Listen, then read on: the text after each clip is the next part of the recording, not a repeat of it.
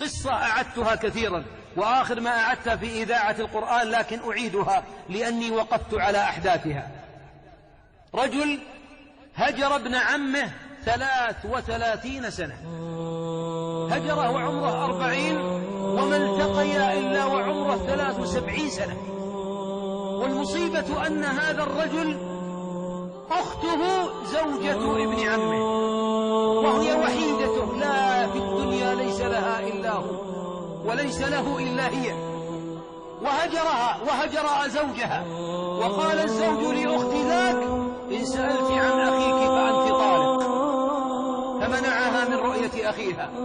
أنجبت وكبر أبناؤها، وكلما صلت وسجدت سحت الدمع شوقا إلى أخيها.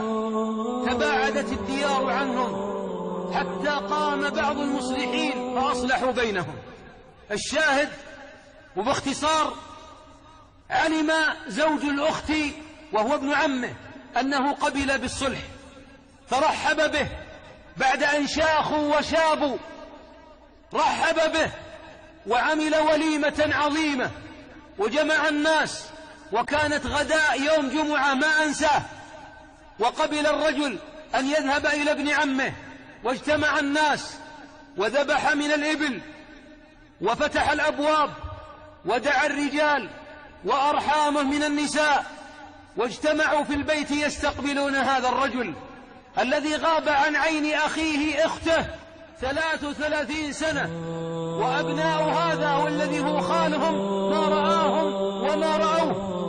أخته كان بين الرجال والنساء مثل هذا التيزاب، حجاب مثل رواق الخيمة، وكانت لابس سنشيلتها ومتمسكة على هذا الحاجز، وتنظر إلى الباب تنتظر أخوها.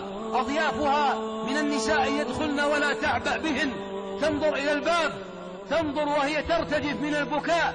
فلما دخل صرخت ومزقت الحجب ورمت شيلتها وعدت تركض في أوساط الرجال، وبركت على قدمي أخيها تقبله: حسبي الله عليك، 33 سنة ما رأتك عيني، ما لي أم تجيب لي أخو ولا لي أبو ينجب بعد أمي، اتق الله. وتقبل قدميه ويبكي ويوضي أم الرجال بالبيوت. 33 سنة في مصلحة من؟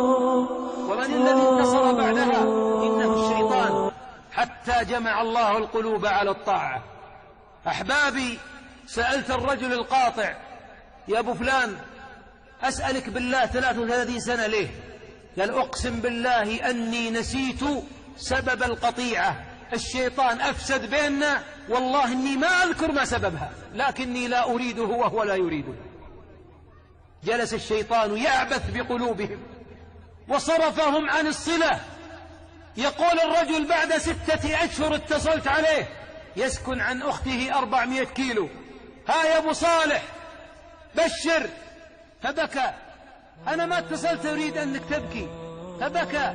فلما صفى رأسه قال: يا شيخ صدق الله، صدق الله، من وصلك وصلته ومن قطعك قطعته. والله أنا عندي 3 نساء ومزارع ورشاشات وعمال ونقليات، والله لا يوجد رشاش يعمل ولا عامل في ملكي، والزوجات ال3 هربن مني، وليس عندي إلا عامل أضربه كل يوم. أبنائي هربوا مني، عندي أكثر من 17 ولد و3 نساء، ليس منهم من يحب رفقتي، أريد الماء البارد فلا أجده. حتى وصلت والله أن النساء رجعن بدون ما أتصل على أحد، وتجارتي قامت من جديد، وبين يدي 9 من الأولاد الآن. إذا التفت قلت: يا ولد، قال لي 9. لبيك لبيك، ماذا تريد؟